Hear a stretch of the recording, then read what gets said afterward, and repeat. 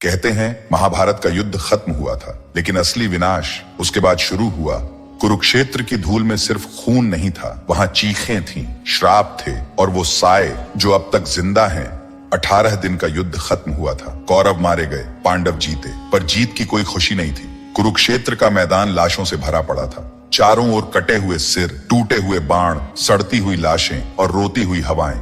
गिद्ध आकाश में मंडरा रहे थे, कुत्ते सैनिकों की हड्डियां चबा रहे थे और सियारों की आवाजें दूर से आती थी, जैसे कोई कह रहा हो, अभी विनाश बाकी है। हस्तिनापुर में जब युधिष्ठिर को राजा बनाया गया तो उन्होंने सिर झुकाकर कहा, मैं राजा नहीं बना, मैं तो बस एक लाशों के ढेर का उत्तराधिकारी हूँ। उन्हें रात में नींद नहीं आती थी। हर रात उन्हें अभिमन्यु की चीखें सुनाई देती। द्रौपदी की आंखें हर बार दुशासन के खून से भीगी दिखाई देती।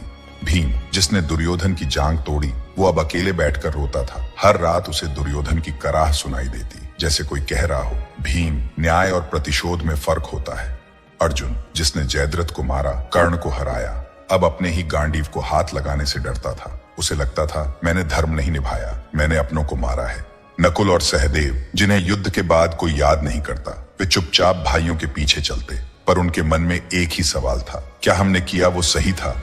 कृष्ण सब कुछ देख रहे थे। उनकी मुस्कान गायब हो चुकी थी। मैंने सुदर्शन चलाया नहीं, पर हर प्रहार मेरा ही तो था। मैंने धर्म के नाम पर अधर्म भी कराया, लेकिन अब ये युद्ध मेरे भीतर भी जल रहा है।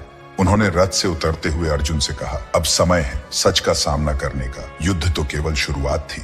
धरती की धड़कन रुक गई थी। जिस दिन सूर्य पुत्र कर्ण गिरे थे, वो युद्ध नहीं हारे, वो वक्त से हारे। पर कर्ण की आत्मा अब भी रो रही थी, क्योंकि उसने अंतिम समय में एक श्राप दिया था।